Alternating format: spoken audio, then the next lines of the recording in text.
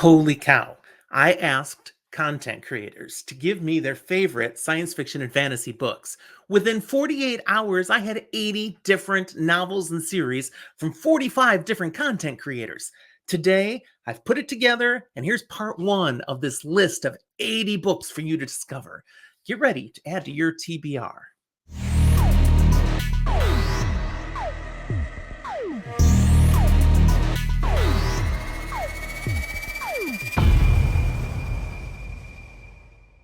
Hi, I'm Jim with Fantasy for the Ages, and I'm ready to talk to you about some great books here today.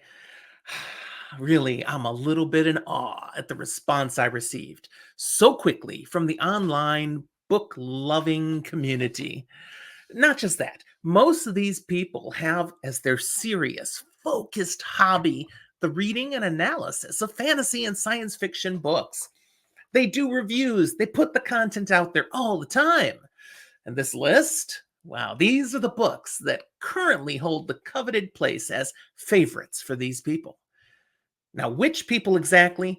Well, as I reveal this ranked list 80 to 1 over the next 4 episodes, I'll give a shout out to all the different contributors, a few each time. So stick around to the end of the video to see which 11 I'm highlighting today. Now, my own TBR has gotten larger creating this list, and I hope you will add to yours as well. I was not familiar with some of the books that were put out here, and I spent all my time diving into content as well. There's just so much to discover. So if I made something on this list and I hadn't read it, it went on my own personal TBR. I encourage you to do the same. But since I don't know some of these books personally, I can't speak as an expert about them here today. I'll be going through this list fairly quickly, just sharing some basic details on each of the books, and you can find links to where you can access them down in the show notes. Also, in the show notes, links to all those content creators, some of them on each of the episodes. I asked these content creators specifically to share 3 favorite books from science fiction and fantasy, books or series.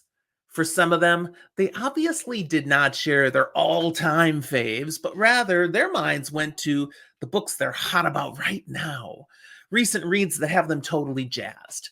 It's all good.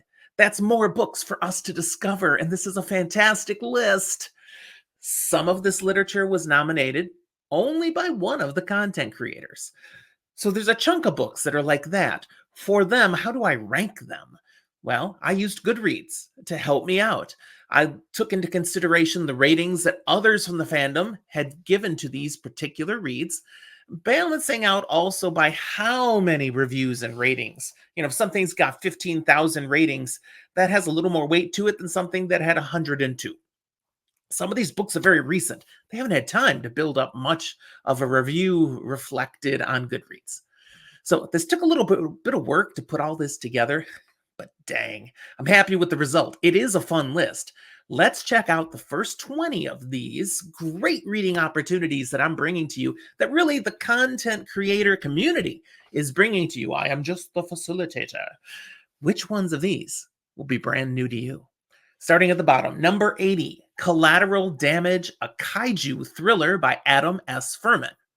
Yes, the bottom of the list. The thanks for playing, I'm just glad to be here area. But hey, yes, glad to be here. The book is on the list out of all the thousands of possible books. So good on you, Collateral Damage. Standalone novel from 2020, not very long ago, but probably I'm stuck inside during this pandemic. What do I do? I'll write this book. It's a science fiction thriller that's actually light on the kaiju, according to ratings and reviews, heavy on the relational drama. Might be your thing. Number 79, Terra Electrica by Antonia Maxwell. This is middle grade science fiction. Book 1 of a series still to come. Middle grade fiction doesn't mean you won't like it. It's just the target audience is definitely younger. It just came out earlier this month, so it was really hot and high for somebody who contributed. Literally, July of 2024, days ago, and it's on the list. Lucky book. Way to go, Antonia Maxwell. Number 78, The Digitesque series by Garrick Hache. This is a sci-fi fantasy blend. Books that started out in 2016 and finished in 2019. It is a 6-book sci-fi series, sci-fi fantasy, all smushed together. You know, a lot of sci-fi is very fantastic. Number 77, The Heroes of Spyra by Dorian Hart. I've interacted with Dorian on Twitter quite a few times. Seems like a really nice guy. I haven't read these yet, but they're on my TBR. It's a 5-book fantasy series so far. There might be more books to come. First one came out in 2016, and the last one was just in 2023. So we could see more. Dorian, put a comment here if you can guarantee, yes, there's more coming. We'd love to know it. Number 76, The Swans War Trilogy by Sean Russell. This 3-book trilogy, came out from 2001 to 2003. It seems to be epic, high fantasy with a twist of science fiction blended in. Might want to check them out. They're over 20 years old now. I can't believe something from 2001 is over 20 years old. I'm getting old. Number 75. Wow. Talking about starting to get old. Warhammer 40K novels. Oh my goodness. These have been coming out since the 90s, early 90s. There are hundreds of these novels set in a far future military science fiction universe. Far too many books and authors to even scratch the surface here. You could easily do a Warhammer 40K series. Wow. But there's a lot, and quite a few of them seem to be very good and rate high in people's love. So that's 75. Number 74, The Nutcracker Trilogy by Paul Thompson. Coming out in 2021 and 2022, these 3 books are built on the foundation of the Nutcracker Ballet, which we've all heard about. But, oh, there's so much more to it. That's just the foundation. This is a fantastical, epic experience with danger, with thrills, with courage, with epicness. Might want to check it out. Number 73, Bloodbane Quest of Lance by T.J. Marquis. This came out in 2022. Fantasy with some sci-fi elements. This is pulpy game lit adventure with light RPG elements. I got that from Amazon and Goodreads. If you know what that means, you're slightly ahead of me. I'm like, I think those are things I've kind of heard of. RPG, I mean, I know what RPG is, but when it's in a book, game, literature, adventure, okay, there's something here to check out. Number 72, The Wizard Knight Duology by Gene Wolfe.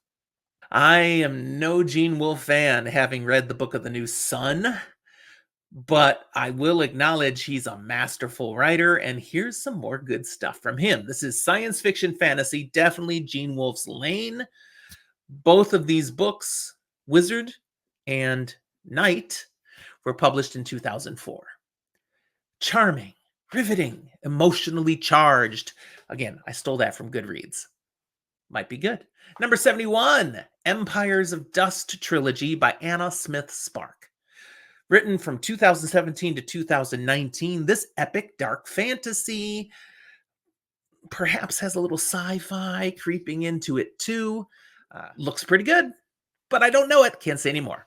Number 70, The Grand Tour Series by Ben Bova. Okay, this is next level content. We got 27 books available in this series. The first coming out in 1985, the last in 2021. I don't know if there'll be any more, but I'm guessing there's been a 3-year gap now. It might be done. Science fiction, made up of various sets, trilogies, quartets, over that span. It has elements of space opera, blended in with some real hard science fiction that doesn't always go into space opera. So, fascinating, interesting. Lots of books to enjoy. Like I said, 27. Number 69, The Rune Lords by David Farland. This is cited, David Farland's writing, as an inspiration for Brandon Sanderson when he was an up-and-coming author. It's an 8-book series, plus some novellas, started in 1998. The last one came out in 2009. epic high fantasy of a very classic style. A ninth book was in the works after a long gap and was close to completion, scheduled for a 2022 release when David Farland actually passed away. So we might get that book at some point. Its publication is kind of stuck in limbo. You can look it up and see elements to the book, but I don't know if we'll ever get it. Number 68, The Azetha Tetralogy by Robin Glassey. This is a 4-book fantasy series published from 2014 to 2016, not too long ago. It also includes a prequel novella. We're talking sword and sorcery fantasy targeted at the YA audience, but we all know YA can be fantastic for everybody. Number 67. This is something kind of in my lane. The Alien novelizations, including expansion novels in the whole Alien sphere. We're not just talking generic aliens, we're talking the Alien movie franchise. These books are science fiction, but also with a dash of horror interwoven, just like the first movie was. The first book came out in 1979. The most recent of the many books in this whole area came out in 2022. There are many, many books, many different authors. Some of them very well known. Greg Bear, great science fiction author, has contributed in here. Number 66, a standalone book, Starship Troopers by Robert A. Heinlein. This 1959 novel I have not read. It's high on my TBR. I'm going to get to it. It is what the movie was based on that you may be familiar with, but the movie certainly took some liberties. However, both of those are still military, science fiction, fantasy. And it's a classic satire. I understand it's just excellent to read. So there you go, number 66, somebody's fave. Number 65, The Stonewood Trilogy by Jeremy Hayes. Written over 2 years, 2013, 2014. This is fantasy, a touch of the rogue thieving focus. If you like those thief-based stories, this fantasy trilogy may be for you. Number 64, The Buried Goddess Saga by 2 authors, Rhett C. Bruno and Jamie Castle. Published over 2018 to 2020. There are 6 books in this saga. This is epic science fiction fantasy. I love the blend of sci-fi fantasy. Who doesn't? Come on, good people all do. Number 63, Small Spaces series by Catherine Arden. We got 4 books here published from 2018 to 2022. This is YA-focused paranormal fantasy. It's a ghost story. It looks fun with a little bit of spook to it, aimed at the younger audience, but again, we may fully enjoy. Number 62, the Tensendor series by Sarah Douglas. Now, you don't commonly find this labeled the Tensendor series. It's really 9 books that are listed as 2 separate series, the 6-book Wayfarer Redemption and the Dark Glass Mountain trilogy that comes after it.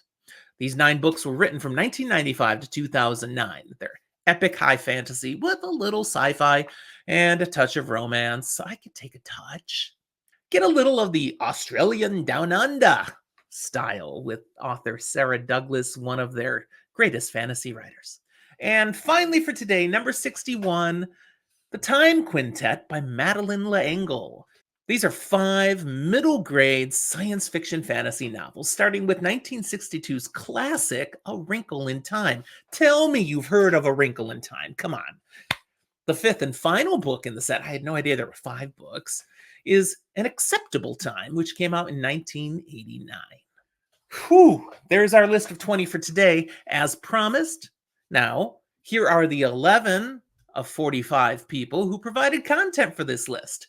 Books featured today and to come in the next 3 episodes. So these people here did not specifically contribute these 20 books.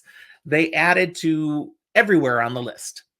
We've got Alex at Spells and Spaceships, Becky's Books, a book blogger, Nick Borelli, book blogger and reviewer running Out of This World SFF website, John A. Douglas, an author and the operator of the YouTube channel, John A. Douglas, D&J's Epic Quest, The Fantasy Files, another YouTube podcast, the Fantology podcast, Inking Out Loud podcast, the King Killer podcast, Leslie Shue, author of the Kumasagi series, which I'm reading right now. And Ellen Turn, author of the online grimdark fantasy series Swine Plague. Links to where you can find each person's content is down in the show notes. As I said, check these channels, websites, and the books of these wonderful people. Thanks for watching. Come back soon for my next episode as we continue up the list. We'll talk to you next time.